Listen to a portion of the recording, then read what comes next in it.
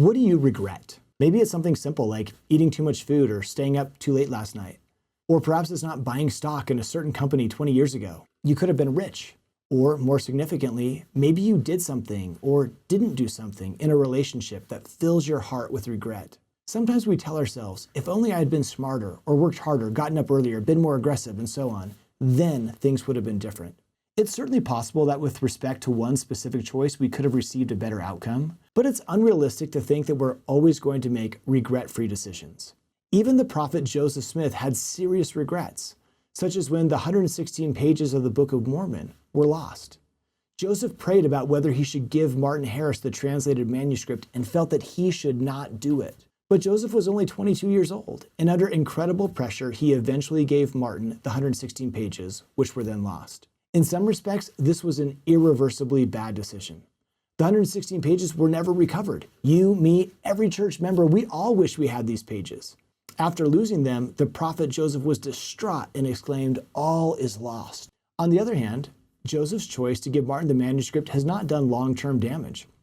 God anticipated this would happen and prepared an alternate solution. The Book of Mormon as we have it is a marvelous book, and in his later life, Joseph rarely mentioned this incident. Put in the context of his entire life, the lost 116 pages were not that big of a deal.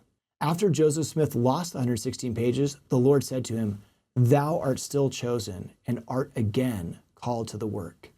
And he encouraged Joseph to be faithful and continue on. All of us do things we regret. Joseph's poor decision at the age of 22 did not define his life, and the choices we make in our early 20s or at any other time need not define ours. Consider this story. As a college student, Laura had a boyfriend named Adam. They talked about marriage, but Laura didn't feel ready to commit and asked for a 3-month separation to think things over. During that time, Adam started dating another woman and he eventually married her. Initially, this didn't bother Laura. However, years later, she is still single and constantly wonders, what if I hadn't hesitated with Adam? Maybe Laura would have been happier had she made a different choice, but maybe not. Many of us have the tendency to think endlessly about how things could have been different. Psychologists call this counterfactual thinking, which is analyzing what would have happened if only you or somebody else had made a different choice. When we think this way, we create alternate realities that will never exist. Laura is engaging in counterfactual thinking when she thinks life would be better if she had married Adam.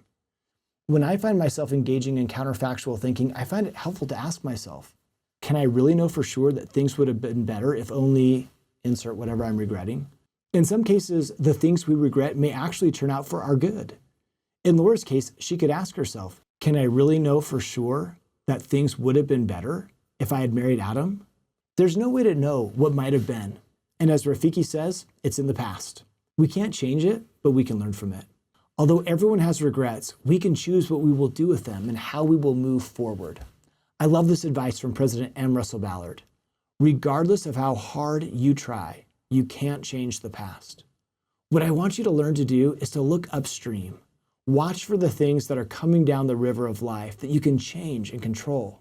Yes, if we had known in the past what we know now, we could have made better decisions. Joseph could have kept the 116 pages. But even though Joseph made a serious mistake, the Lord encouraged him by saying, "Thou art still chosen and art again called to the work." God told Joseph to be faithful and continue on. These same words apply to each of us. In the context of the lost 116 pages, the Savior said to the prophet Joseph, "I am Jesus Christ, the Son of God.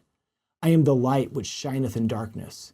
And remember the words of him who is the life and the light of the world, your Redeemer, your Lord, and your God.